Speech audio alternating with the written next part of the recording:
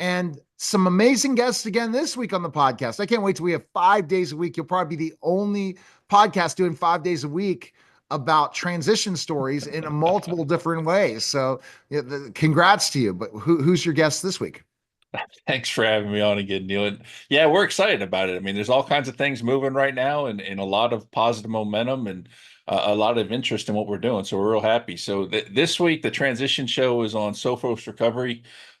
It's a Florida-based recovery program for people, struggling with alcohol, drug abuse, things like that. And the founder is one of those guys who went through that whole program himself and really found some holes in it and wanted to revamp the program and so he took it upon himself to start something that really helps and takes it to that next level, because as he explains in the interview, you don't relapse in recovery. It's when you leave and you go back to regular life. And so that's sort of the approach he took from it. And it's really powerful. So we're excited to bring that to everybody. It's going to be one of those that I think touches a lot of people in the veteran community. All right, fabulous. And then we continue with our other podcasts. Yeah, so then we go into the entrepreneur one. We got Paul Sanchez coming on, runs a coaching and consulting type business for some things in the medical community. And she's really doing some great things and having a lot of success with her business. And then our educational spotlight is actually on the DRI scholarship, the Disaster um, Institute. The Disaster Recovery Institute International is the full name of it, but they run a scholarship to help service members get certified in disaster response.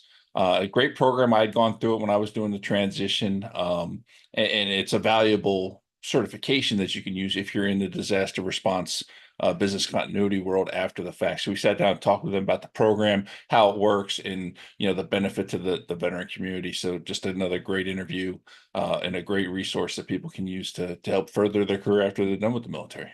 Fantastic. And also let's kind of just delve really into an interview that by working with myself, who has media connections, you got a really very interesting interview. I don't know where you're airing it and what you're doing that you did this week that was impromptu.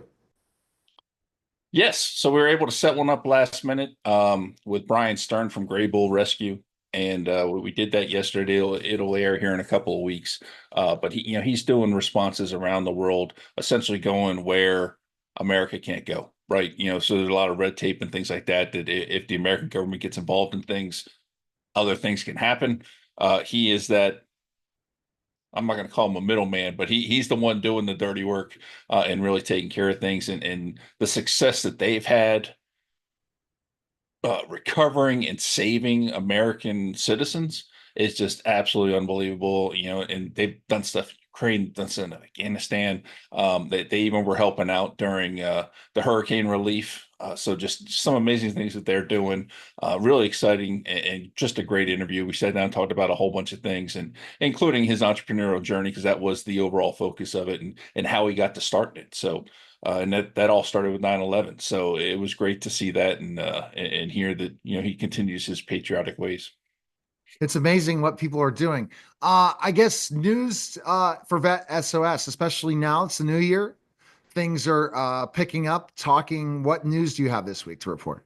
So we've started interviewing people to be on the board as we move forward to launch this nonprofit. We're also closing in on submitting that paperwork. So very excited about that and continue to do all the admin stuff behind the scenes. That way we can be rocking and rolling when the time comes and have everything in place. And I'm really excited about this. We're going to be bringing forward, not only a great product that and trust for the last couple of years, but we're going to be building upon that, adding new things, and then just bringing great people around us to be a part of this. Because our whole goal with this is not to bring in, you know, a successful businessman or well connected or whatever. Those are great, but anybody I bring in has to have the heart for the veteran, and that's what I'm focusing on. And some of those are going to be well-to-do people in the community and things like that, and they're going to be huge assets.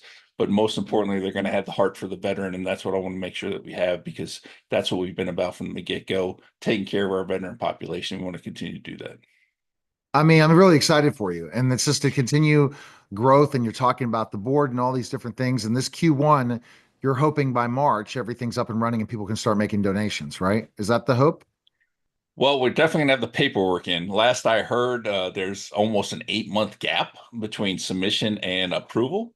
So I don't know. I'm Really? still Is that working your through. state rule? Is that the state rule or what's I heard that from a couple of people I talked to, sort of mentors in the 501 nonprofit world, and they're saying right now the approval for a 501c is taking almost 8 months. really Yeah. interesting? And So that process, that means you'll have a lot of time to build all that stuff up then.